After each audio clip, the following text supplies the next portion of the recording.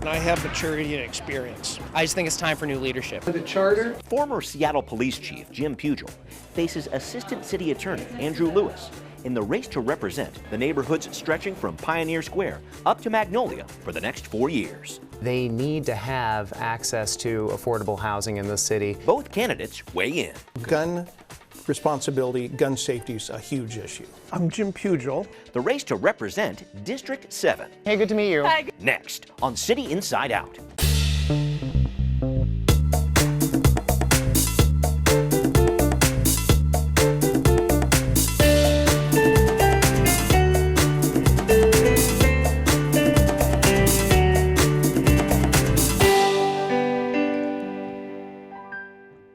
Welcome to this edition of City Inside Out. I'm your host, Brian Callanan.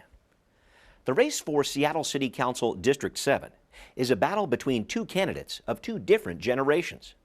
29-year-old Andrew Lewis is an assistant city attorney for Seattle who wants to build the same opportunities for his peers that their parents had.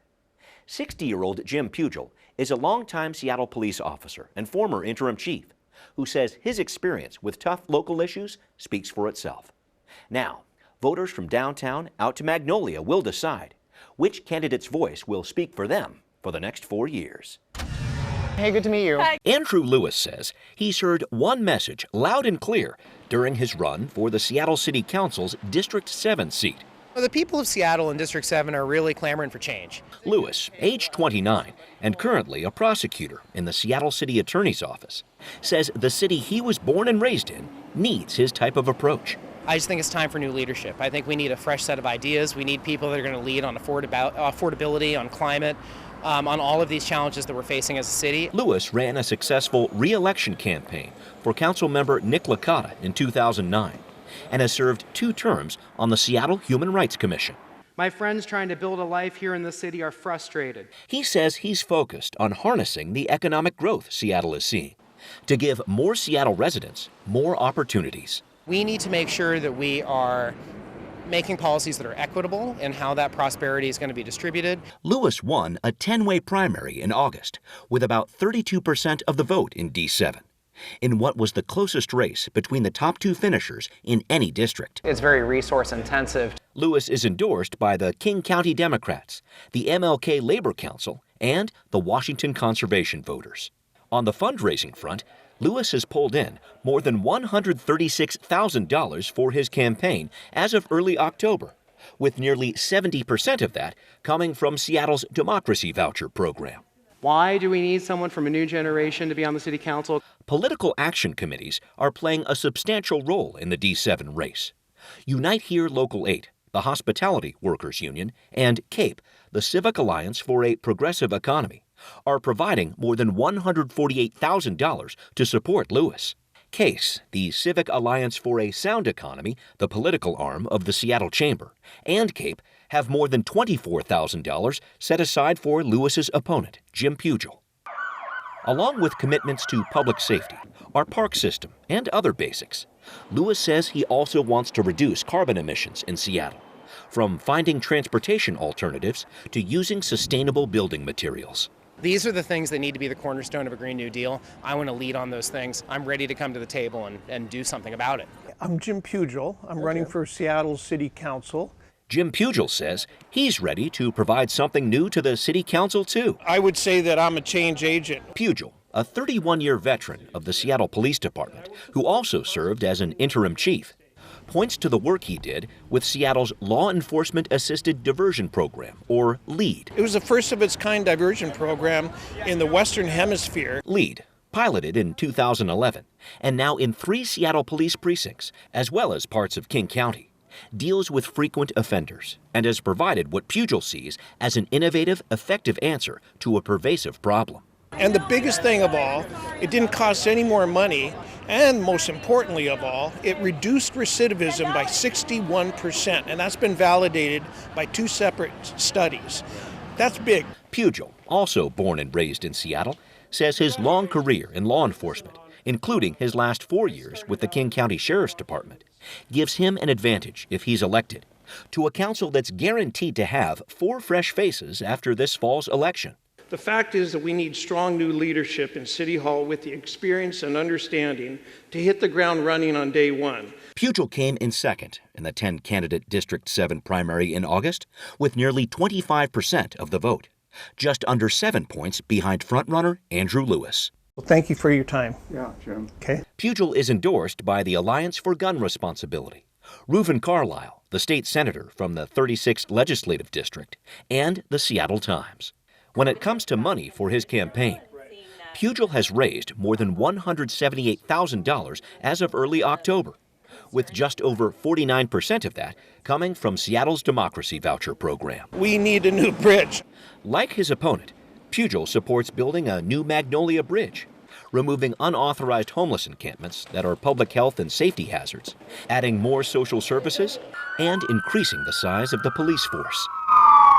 But Pugel says his life experience sets him apart as the right choice for D7 voters. An adult in the room, person who knows the city, who's been here my whole life, and has established relationships in both the city and the county, in the private sector, in the nonprofits. All those folks have endorsed me. District 7 voters now have to make the call between a longtime law enforcement officer and a city attorney eager for a different path. I think that we need a new direction. And I have maturity and experience. And here they are, the candidates for District 7, Andrew Lewis, Jim Pugel. Thanks very much for being here. I know it's been a very busy time. We had a coin flip before the show, and Andrew, you're going to go first. Why are you running for this position? Well, thanks for having me on the show. You know, as I've gone around District 7, knocked on thousands of doors, what I've heard from everyone is they're looking for a change. You know, I've grown up in Seattle. I love this city. I don't think that we're on the right track.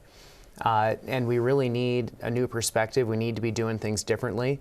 When I talk to my friends who are rent burdened, who don't have the same opportunities that their parents had, who are living paycheck to paycheck, sometimes working 2 or 3 jobs, you know, they need to have access to affordable housing in the city. We need to have an equitable transportation system that is low carbon emitting.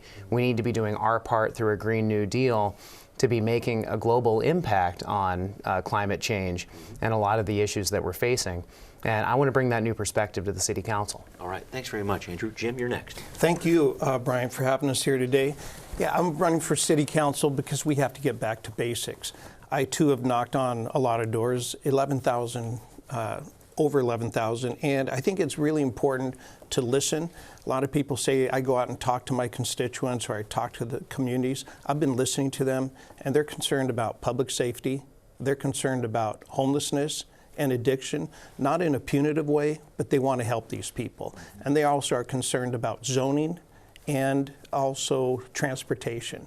I have experience in all these areas, having worked in the city for years, having lived here my whole life, having lived in the district since 1991 and been the precinct commander. I can literally hit the ground running, and I have the all the relationships established. Okay, all right. Thanks very much for that. I noted in our setup piece that you come from different generations, age-wise, experience-wise. I wanted to put a fine point on it in your words. What effect does that difference have on your leadership style? Jim, could you start on that? Certainly. I think anyone who, the longer you've lived, the more you've seen something. That State Farm commercial, I know a thing or two because I've seen a thing or two.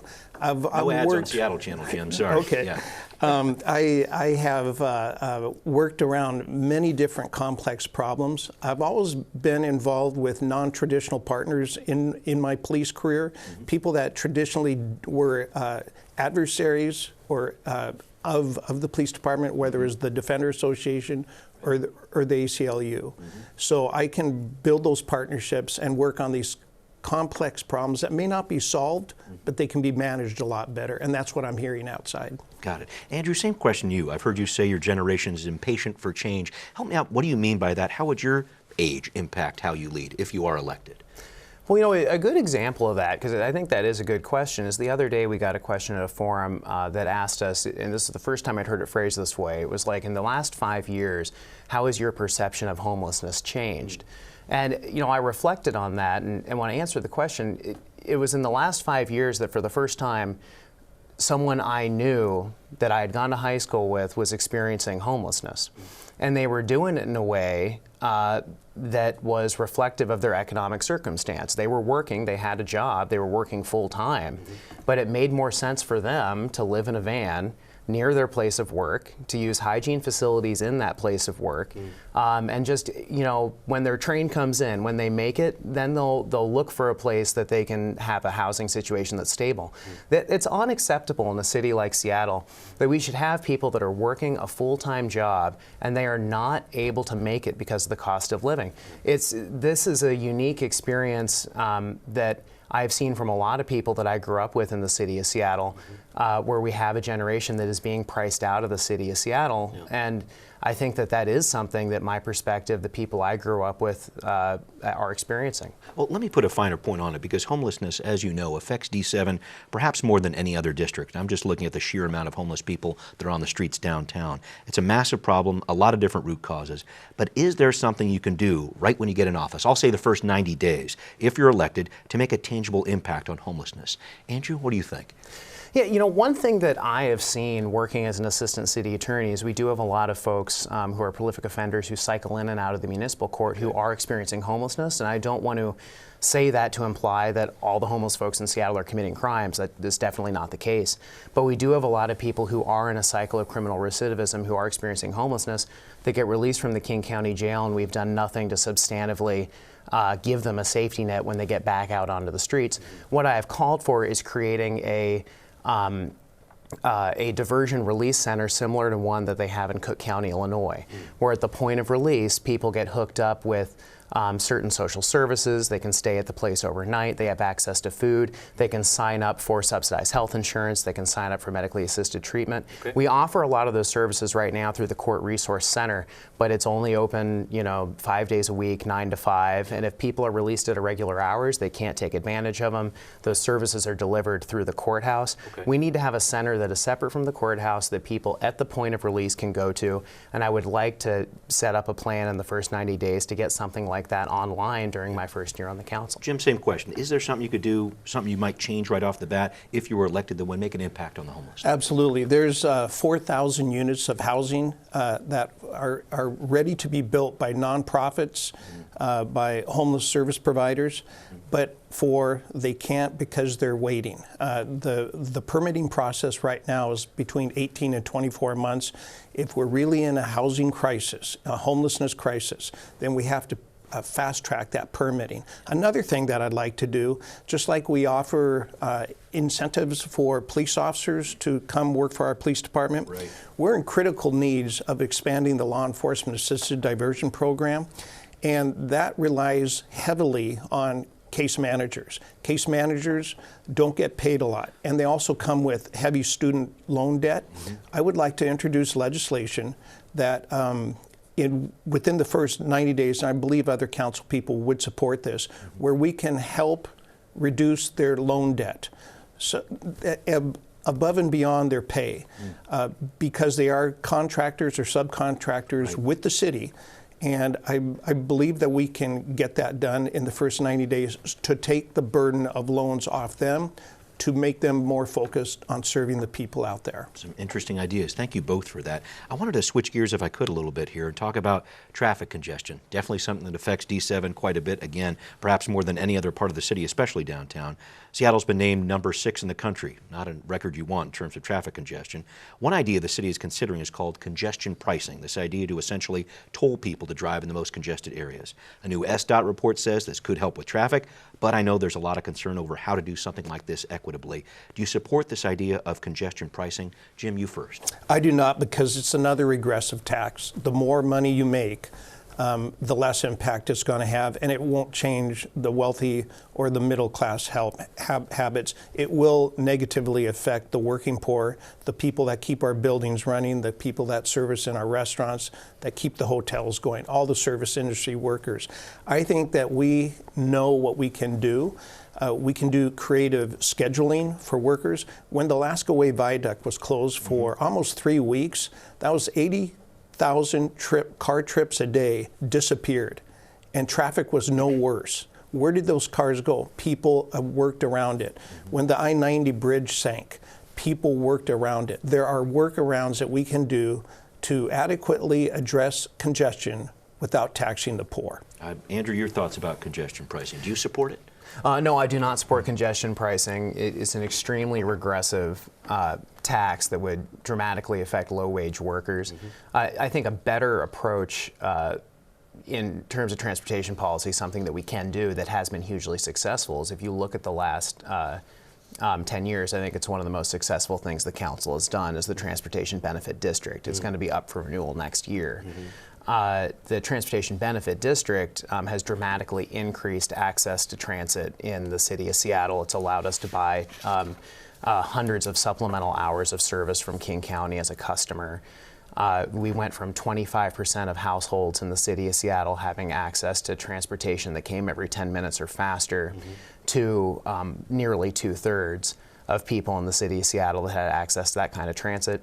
I think that we should look at the map of where those service areas are, where we still have a need. Then we should look to expanding service to those areas with the renewal plan when we look at it next year.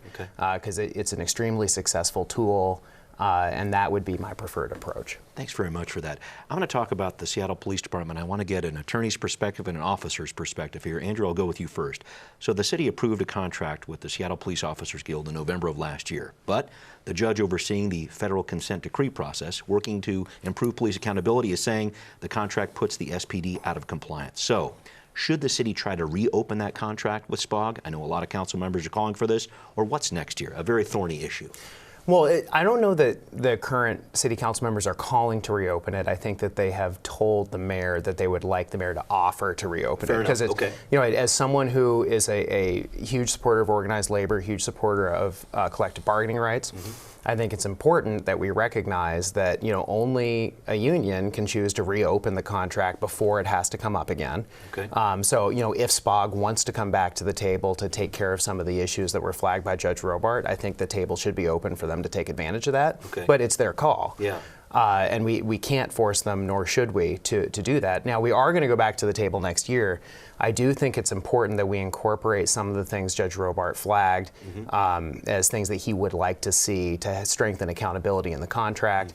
You know, broader subpoena power for the Office of Professional Accountability. Making sure that the time limit on investigations isn't too short. In the current contract, it's 6 months. He wants to either lift that cap or get rid of it entirely. You know, these are the things that we need to look at when we go back to the table. With trust in the police being at the base of it, and I would have to say. And they need to be bargained for. Okay. You know, I don't think we can impose on public employees' working conditions unless we have bargained in good faith for them. Okay. And I would hope that when we go back to the table next year, we try to get some of those more of those accountability measures Judge Robart flagged, and that we bargain in good faith, we win a contract, and we move forward in a new regime of constitutional policing that'll be a model for the rest of the country. Jim, I know there's a very delicate issue involving labor, restoring the public's trust in the police department. Is it time to reopen the SPOG contract? Your thoughts about that? Again, having negotiated a contract or many contracts when I was on the Seattle Police Officer Guild Board of Directors in the 80s, and then on the other side with management, I've been on both sides. They're very delicate. But the sanctity of negotiations in the public sector is enshrined in state law, and so we have to respect that state law. Having said that, I think it would show good leadership on the Seattle Police Officers Guild Board of Directors and their executive board to strongly consider reopening it. They have a lot of support out there. From all the doors I've knocked on, from all the forums that I've presented in, they have a lot of strong support, and people do trust them for the most part, and I think that this would help them go a little bit further. But again, it has to be a reopener that's mutually agreed to, and it can't be forced on either side. I think more importantly, once a council member, I want to sit on the Labor Relations Policy Committee, the LRPC, which closely monitors all the city contracts to make sure that we are protecting the employees' rights, but also getting the best contract for not only the employees, but the city that we serve. Okay, thank you very much for your points of view on that. I wanted to talk about political action committee dollars. They're a significant part of this race, as in many others around the city. Jim, you've seen support from the Seattle Chambers PAC. Andrew, the Hospitality Workers Union poured a lot of money into supporting your candidacy. Andrew, let me ask you first. How are PAC dollars influencing this race and your approach to it? Yeah, well, I would say, first of all, I'm a huge opponent of the Citizens United ruling. I wish that on either side, money coming from unions, from corporations, that wasn't the case. I do think money in politics has a corrosive effect regardless if it's from unions or business. In speaking to Unite Here's support for my campaign, the hotel workers in the city have a really tough job. Hotel workers have more OSHA complaints than coal miners. They're more likely to be victims of sexual assault. They're more likely to be victims of wage theft and other crimes. I went in and talked to them. I was up on all their issues. I have a lot of empathy for what they go through. And a lot of them, these are the people in the city that I'm looking to represent. It's people that are getting squeezed, that are working hard jobs, that need an advocate on the city council. I support Initiative 124, which is the measure that they were trying to put into law. That's been tied up in the courts a little bit. But 77% of the people in the city of Seattle passed Initiative 124 to provide essential protections to workers. I think that I was one of the only candidates in District 7 that did support Initiative 124. That was really influential in their decision making, from what I can gather. And I'm proud to have their support and endorsement. Fair enough. Jim, your thoughts about how PACs are affecting this race and others. Is it something you're concerned about? Actually, personally, no. I think the voters are well educated and well informed. The turnout to all the forums, and all the other events that I've been attending, this is a very informed voter crowd that we are seeing, for at least for this election cycle. I am concerned nationally about anonymous money, and especially if it goes negative. However, I think you just have to look at the candidate's record.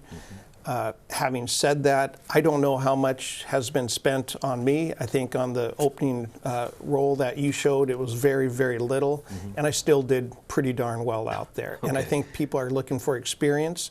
I think they want people who know what the city budget is, and they want to know that the person that they're going to elect is going to ensure their safety and health in their neighborhoods. Got it. I wanted to make sure I open the floor a little bit here to an issue we might not have talked about yet. Is there something important to D7 that might not be making as many headlines? Andrew, I'll ask you first.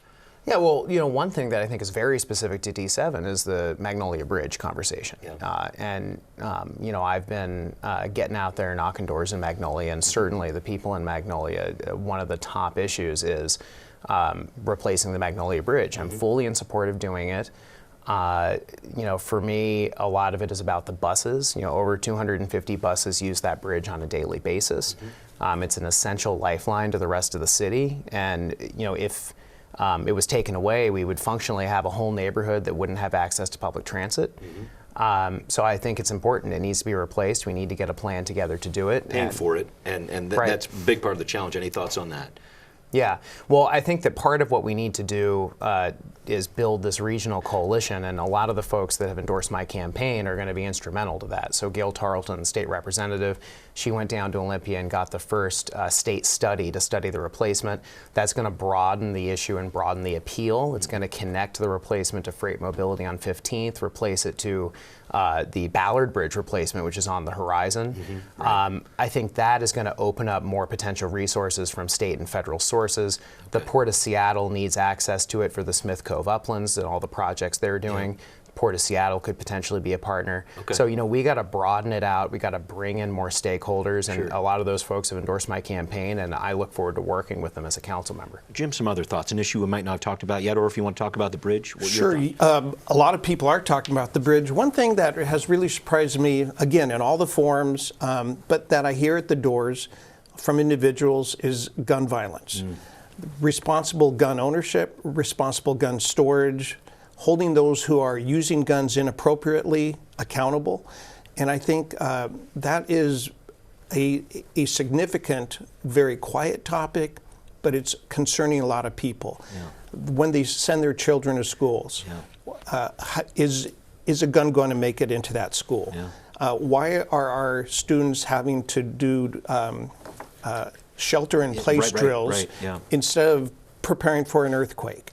That's unacceptable. Yeah. I think with my experience and having been endorsed by the Alliance for Gun Responsibility, having testified in Olympia for many years on responsible gun safety, I think it's incredibly important that we focus on that. Whether it's safe storage, whether it's keeping guns out of batterers' hands when they commit domestic violence or commit other crimes, making sure that exchange of or sales of guns are appropriately recorded. I think that this is very, very important. I was able to work on the county-wide committee that established the emergency risk protection orders that allows individuals and police officers and prosecutors to ask for the confiscation of guns under qualifying circumstances that would be approved by a judge to prevent violence in the future. So gun responsibility, gun safety is a huge issue. Thank you very much. We need to start wrapping up here. Andrew, your last thoughts here about why people should be supporting your campaign. Right. Well, you know, we need to have a change in the city of Seattle. You know, I share the frustration of my neighbors in District 7 that look at a lot of these problems, and you know, I want to come forward with proactive, progressive solutions to solve them. I want to work with all the stakeholders to do it. Proud to be endorsed by the King County Democrats, proud to be endorsed by the Labor Council, Washington Conservation Voters. Let's do this together. Let's solve these problems for the city. Got it. Jim, you get the last word. Thank you. From what I've heard and from my experience, people want a mature person, someone with experience, someone who knows what the budgets are. Public safety takes up over 52% of the general fund budget. I've worked on those budgets, and I know where the money goes and where it can go to be more effective.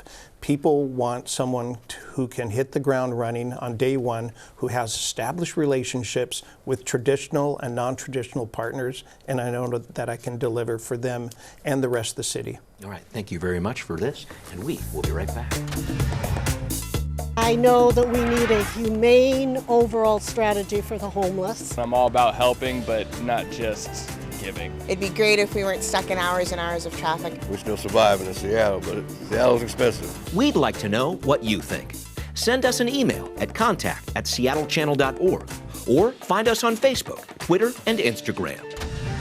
Before we close today, it's time for our weekly CIO poll. What's your chief concern in District 7? Is it homelessness, affordability, public safety, or something else? We want to know what you think. Cast your vote and weigh in with your comments at our website, seattlechannel.org/cityinsideout. While you're there, you can watch our programs online anytime. Coming up next time, our election coverage continues with a look at the key initiatives and races you'll be voting on in November. Get the scoop with our Journalist Roundtable next time on City Inside Out. I hope you join us.